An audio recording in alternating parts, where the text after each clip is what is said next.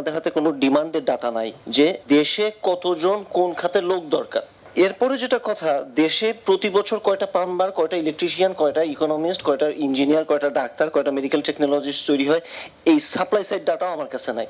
এটা যদি আমরা থাকতো তাহলে আমরা দেখতাম আচ্ছা আমাদের অতিরিক্ত গ্র্যাজুয়েট তৈরি হচ্ছে এখানে, এই জিনিসটাকে বন্ধ করে দিতে হবে। তাহলে লেবার মার্কেট ইনফরমেশন সিস্টেম বাংলাদেশে প্রতি বছর কি দরকার এবং আমরা কি তৈরি করতেছি এটার একটা ডাটা দরকার। সরকারের কিন্তু বিশাল বিনিয়োগ আছে, আমরা দেখতেছি 2025-26 অর্থ বছরে 95,644 কোটি টাকা ছিল বাজেট।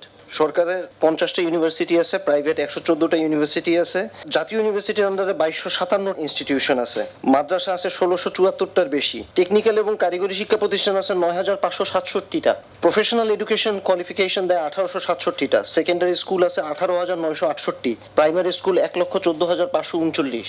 তাহলে এইটার পিছনে সরকারের যে এই 95,000 কোটি টাকার বিনিয়োগ, আমি কি এইটাকে রিফর্ম করব নাকি নতুন লার্নিং সেন্টার করব এবং সরকারের যে 59টা মন্ত্রণালয় বা 300-র অধিক যে বিভিন্ন অধীনস্থ দপ্তর সংস্থা ডিপার্টমেন্ট আছে তারা নিজস্ব স্কিল ডেভেলপমেন্ট ট্রেনিং প্রোগ্রাম চালু করতে থাকবে?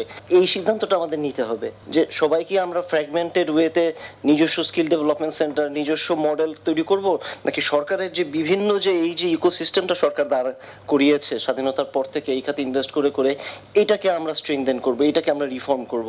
এখন রিফর্মটা কেমন হবে এবং এইখানেই আসলে কষ্টের বিষয়টা আসে। আমরা যদি বুঝি যে বাংলা, সংস্কৃত, পালি, আরবিক, বুদ্ধিস্ট স্টাডিজ এটার লেবার মার্কেটে ডিমান্ড নাই, তাহলে আমরা প্রতি বছর কি প্রত্যেকটা ইউনিভার্সিটি এখানে 120 জন করে ছাত্র ভর্তি করতে থাকবো, নাকি এটাকে শিক্ষার বা জ্ঞান অর্জনের জন্য এটা শিক্ষার্থীর সংখ্যা 10-এ নামায় আনবো?